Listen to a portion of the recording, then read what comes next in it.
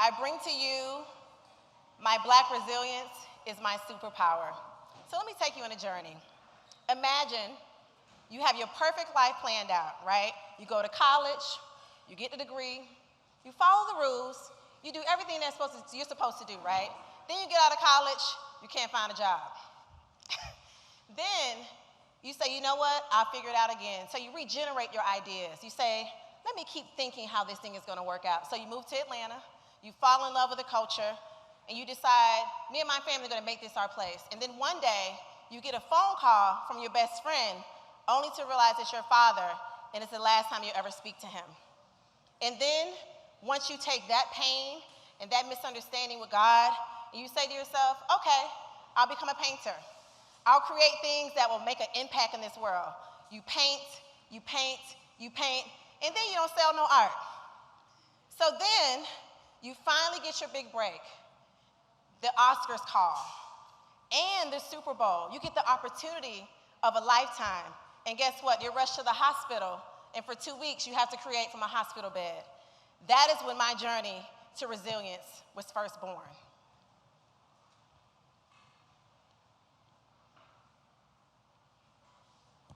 Okay, so as you continue to go through your life, you have to figure out what the definition of resilience is. And it's one of my favorite things because you think about, what is resilience? We use all these big words and go through our life and use all these terms, but the term resilience itself says a capacity to recover quickly. That word quickly is something I had to learn quickly, but the power to quickly recover from things that you cannot control. And as I went through all those different levels of disappointment, I had to find my own resilience story, that just because you went through it, it doesn't have to become who you are. And so, as I look back over my life, my journey began a little bit while ago.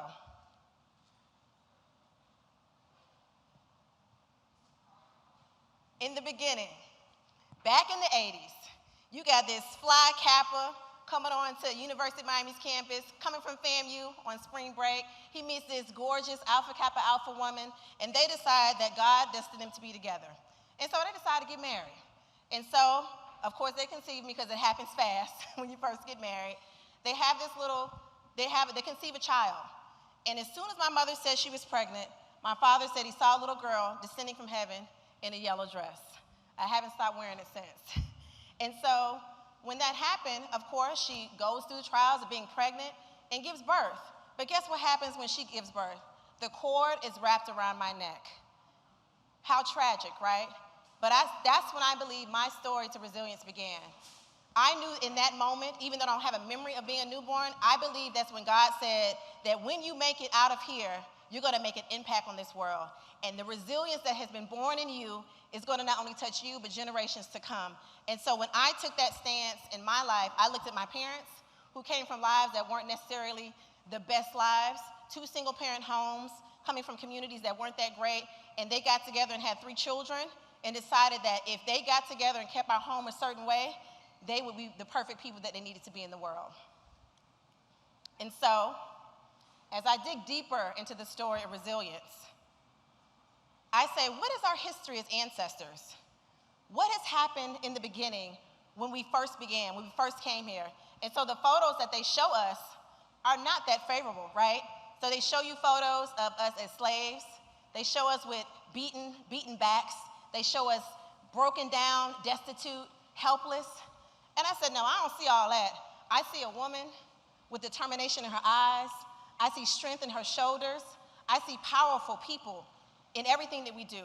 And so when I have my bad days, I actually keep photos of ancestors on my clothing, on my phones, in my home, to remind me that anything that I'm enduring has already been, the battle has already been won, that I don't have to stay in that place of destitution, of things that don't work out. And so, when you dig a little bit deeper, you'll see that they hid our history from us. They did it on purpose. They didn't want you to know you were kings and queens and gods.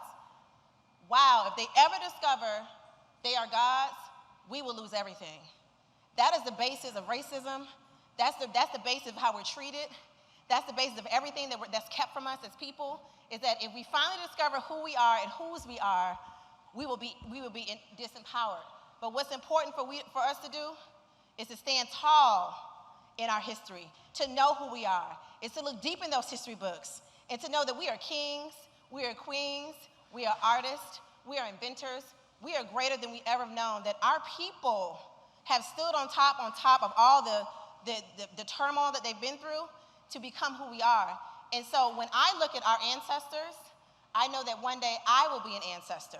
And so everything that I'm dealing with now will leave magical breadcrumbs for people that come behind us. So that's what resilience looks like.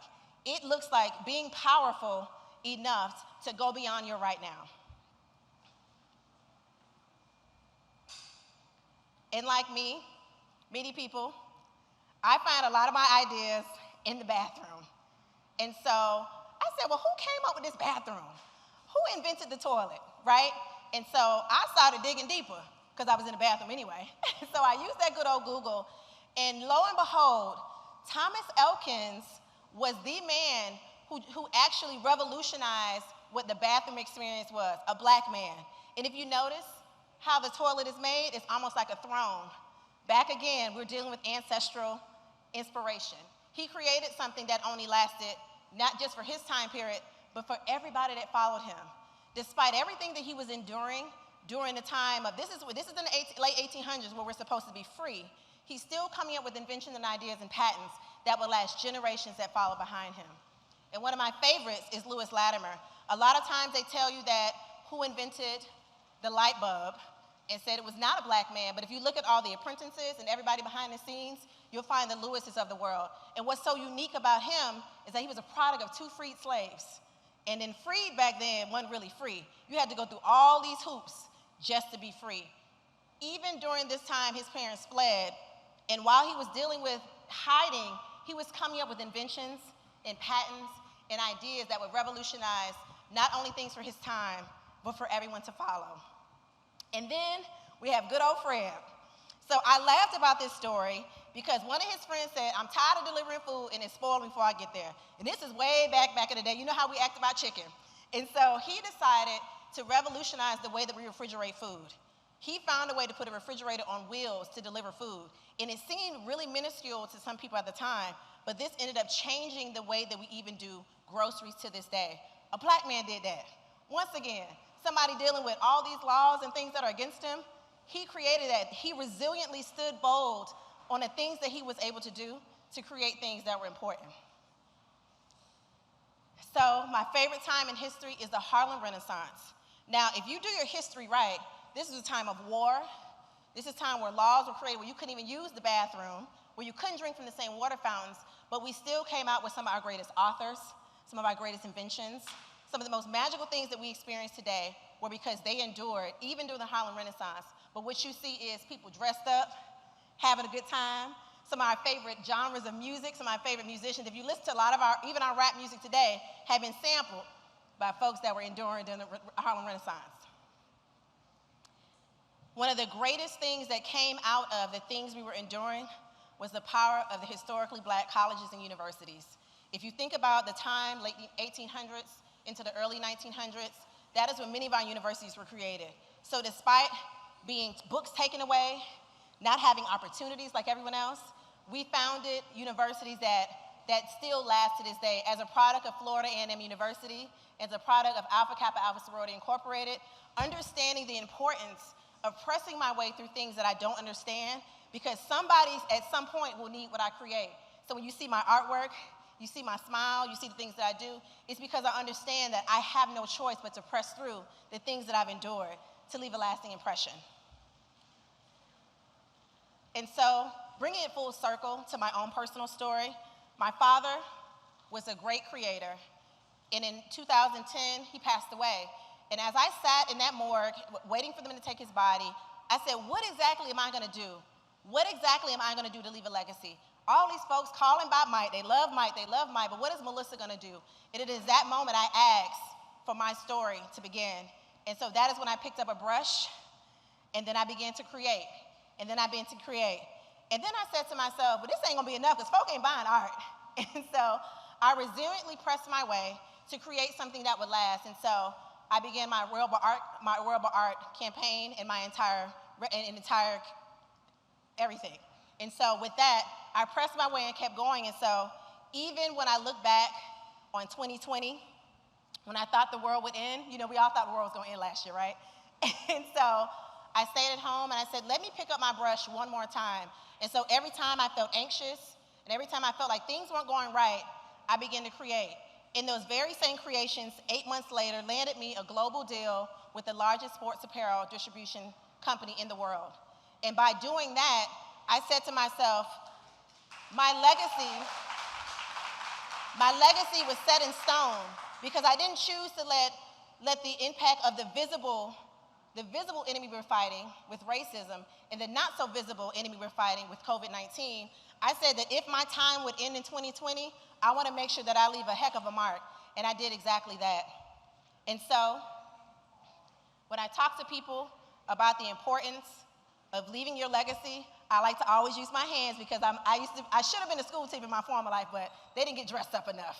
So what I like to say is you have to remember when you were born, how we began, what our people gave birth to, what we are made from, and why we must keep going. When you put that fist up in the air, you remember all those different things that keep you going and to allow you to be greater. And that one day when you become an ancestor, when you end up on tables, you end up on walls, you end up in homes, remember that your time here on earth has to matter, that you have to press through and be resilient no matter what you're enduring. It takes a long road to get to who you are, but it's never too late to become who you dream of. And that I would love for each of you, to challenge each of you today to look in the mirror and say, if I died tomorrow, what would my legacy be? What do I need to do to leave a lasting mark on this earth and make sure that you're impactful? And so I've been waiting a very, very, very long time to say this, but thank you for coming to my TED Talk. I'm Melissa Mitchell.